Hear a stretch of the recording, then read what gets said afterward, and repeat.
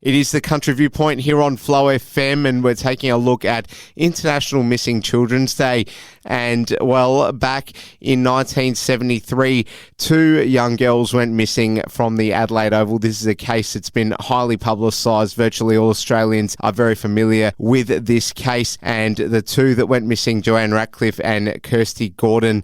Joanne Ratcliffe's sister, Suzie, joins me on the line. It's an absolute privilege to have you on the Country Viewpoint. Suzie, how are you? I'm good, thank you, and thank you very much for having me here this morning to highlight how important it is about never forgetting our missing children. Now, Suzie, it's almost impossible to know where to start. I guess I'm just going to jump right in and ask you, what's it like having grown up, knowing that, you had a sister that you never met, incredibly and tragically, and, we don't know what happened to these two young girls. We may never know. Hopefully one day we'll know something. But the fact that you grew up in what is a pretty unique scenario, I mean, there's so many highly publicised missing persons cases, but yours is a real rare one in that you were sort of born into this family and had to, come to terms with living with knowing that your sister is one of the two that went missing from Adelaide Oval on that day. You never got to meet her. You sort of only know her through memory and through other people's recollections. But just growing up, what's that been like? It was hard. As you can well understand, my parents and my brother were extremely overprotective.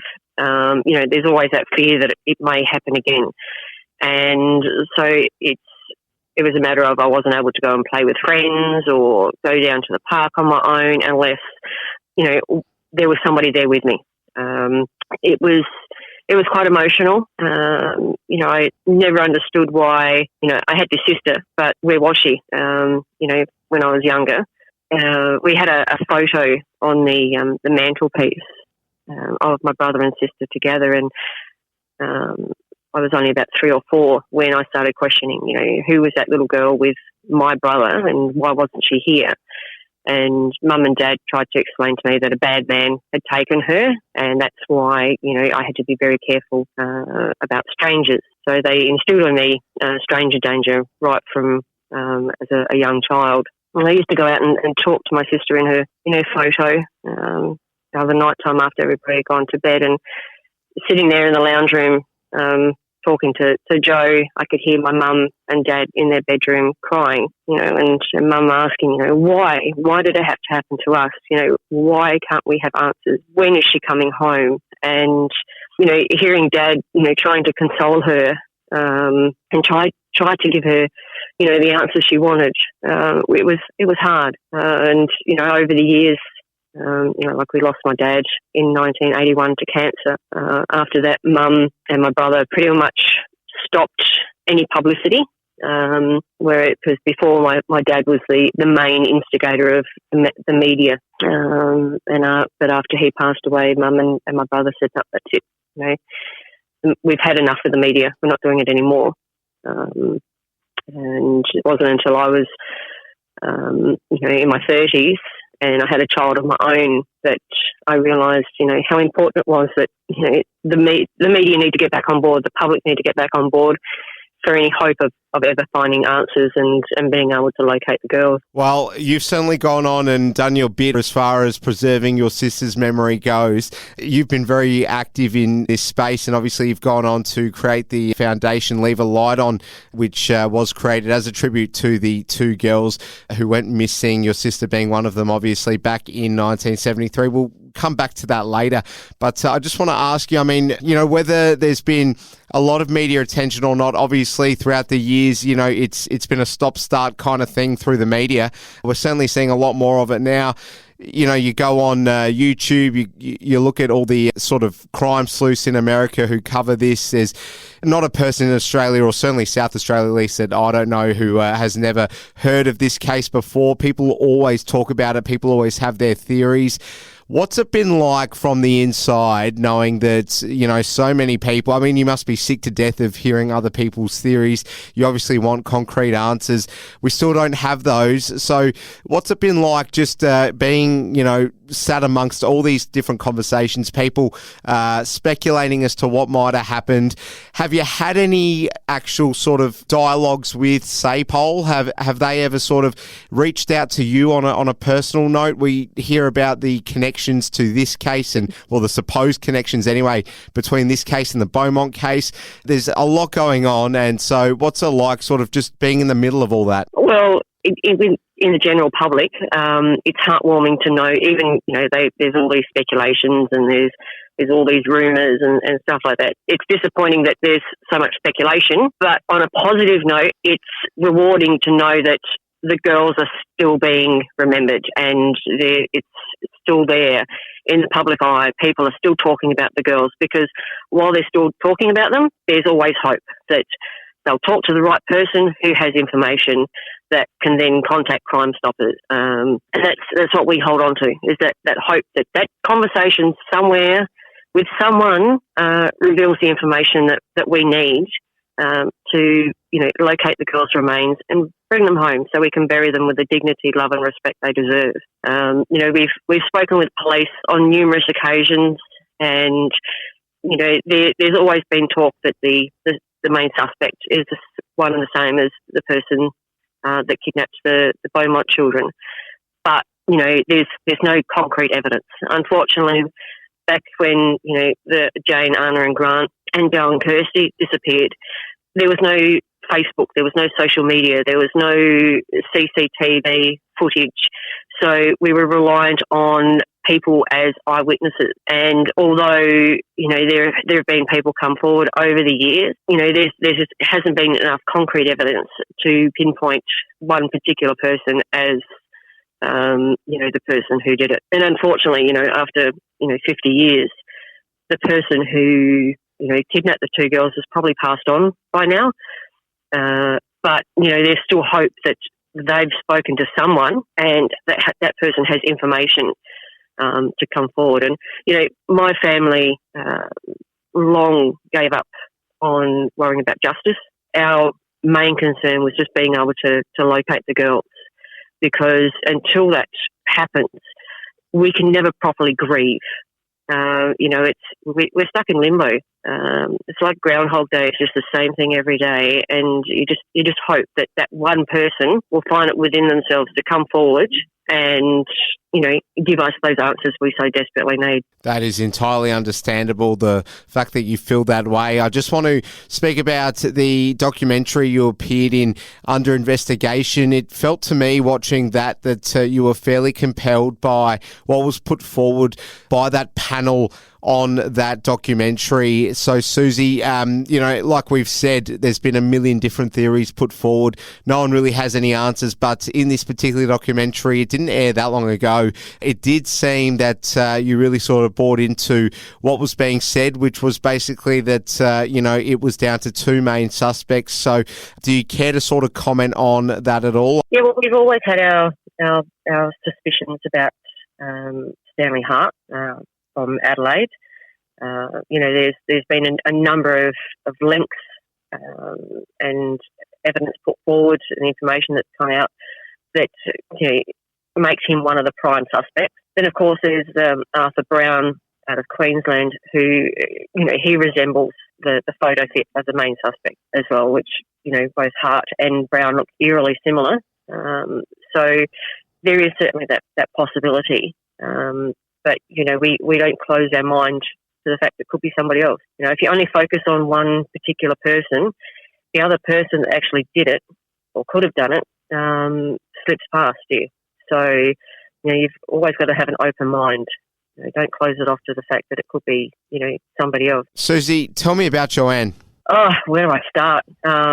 She was cheeky. She was lovable. She was very, very protective of her family.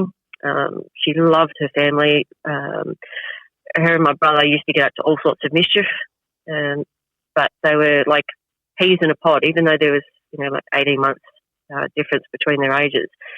they got on like a house on fire. Wherever Joe was, Dave was. Wherever Dave was, Joe was.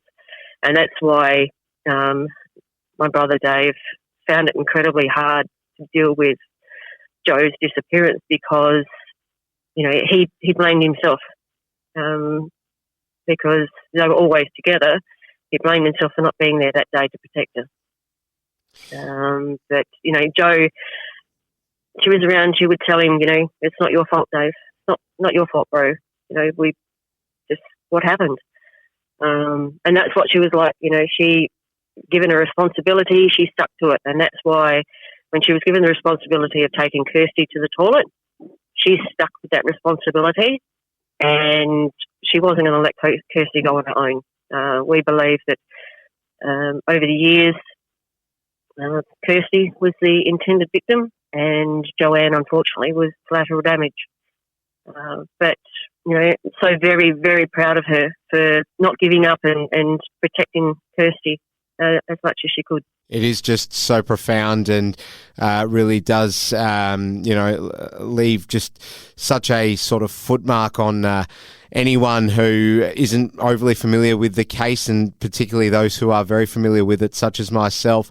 Let's just talk about the foundation Leave a Light On. So tell us more about it and tell us where listeners can go to find out more as well, Suzie. Well, we created Leave a Light On, a very dear friend of mine, Brian Litley, and myself. We created Leave a Light On as a dedication to Joe and Kirstie, but also to the thousands of missing persons here in Australia.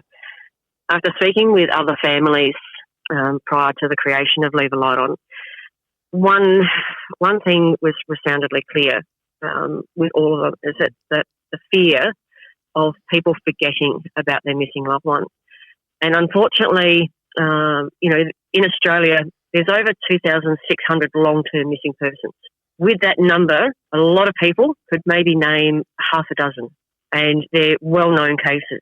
There are so many cases that people don't know about, and that's where we step in, and we want to be that voice for those missing persons to continue to raise awareness of these missing loved ones, and to hope that we can reach someone out there that has some information, And it doesn't matter how insignificant or how small that piece of information could be. It just might be that one little bit of information that someone has that the police need to be able to put it in with all the other information they have on board to locate that person or to find answers or to bring justice for the family. Suzie, we're coming up to 50 years since the incident occurred at Adelaide Oval, and I believe in 2023, in one of the most fitting possible ways, we're going to have this commemorated. So just explain to us what's going on over the next few months. Yeah, so we're for the 50th anniversary this year. It's on a Friday. So the Adelaide Oval is going to host Port Adelaide, or Port Power, and the Richmond Tigers, the AFL. And because of the link with Port Adelaide, my mum's favourite team, and the Tigers, which is my favourite team, it's quite a poignant event. The fact that teal is one of the logo colours for Port Power and yellow being one of the colours for Tigers, is quite significant because our logo colours Leave a Light On are teal and yellow. Teal being the favourite colour of my sister and yellow being the colour that represents missing persons.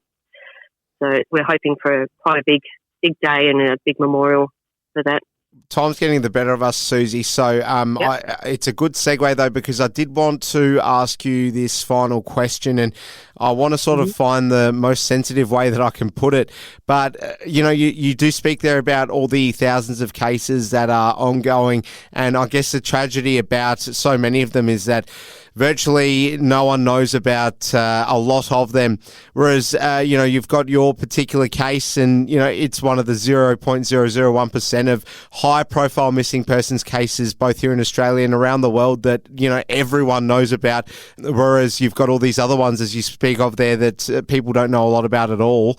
You haven't chosen for things to be that way, but that's just the way that it is. So I guess you must be thankful for the fact that, everyone knows about Joanne Ratcliffe Ratcliffe, particularly in South Australia. But like we say, there's so much importance on placing more attention on all those other cases because of the fact that, similar circumstances, fewer details obviously, but similar circumstances, someone's just vanished and we don't know why, and so many people don't know about these particular sets of circumstances. So give us some sort of commentary on that, I guess. Well, as I spoke with my mum prior to, starting Leave a Light On. I said to her, look, Mum, I want to be able to do something in memory of Joe. And when we sort of decided about Leave a Light On, I said to her, look, I want to turn our negative into a positive. I want to be able to use the platform of our case and the fact that we do get a lot of publicity. That, given the opportunity of talking about Joe and Kirstie, I can then promote other missing persons and emphasise the fact that they need a voice. They are just as important as Joe and Kirstie or the Beaumonts or William Tyrrell or Bung Siraboon or any other missing loved one. We have these cases that are taken on by the media that they continue to share and promote. But there are so many other cases out there that need that same attention. And one of our stipulations with Leave a Light On is that we don't care about age, ethnicity, the colour of your skin, your race, religion, any of that. Each and every single missing person that we are a voice for is as important as the next. And, having the media contacts that I do, I can help to emphasise that and how important it is that, you share these cases with friends and family and talk about them, because while they're being talked about, while they're being shared, while there's comments on our Facebook page or our Instagram, they're being remembered and they're not being forgotten. And as I said earlier, someone somewhere knows something, and that could be someone who sees one of our posts or hears my voice on the radio or sees a news clipping or YouTube. And, that gives me hope that even if we can help even just one family with answers, that's one less family that's having to endure this nightmare of a journey. It's an eerie but extraordinarily accurate tagline that we hear so often. Before we do let you go, Suzie, just let our listeners know where they can go to find out more about Leave a Light On. Okay, well, we have a Facebook page called Leave a Light On. We also have an Instagram page called Leave a Light On Incorporated. We have a large number of missing persons on both of our pages, and we would just love people to get on board, share those stories, and continue to help us be a voice for all those missing loved ones and for their family. Well, Suzie Ratcliffe, it is just a magnificent thing to see you being on the front foot and championing your sister's cause and the cause of all those who are missing around Australia, particularly on this day, International Missing Children's Day as well. We thank you so much for your time. All the very best with everything going forward, and we certainly hope to check in with you again at some stage. All the best, Suzie. Thank you. Thank you very much, and thank you so much for your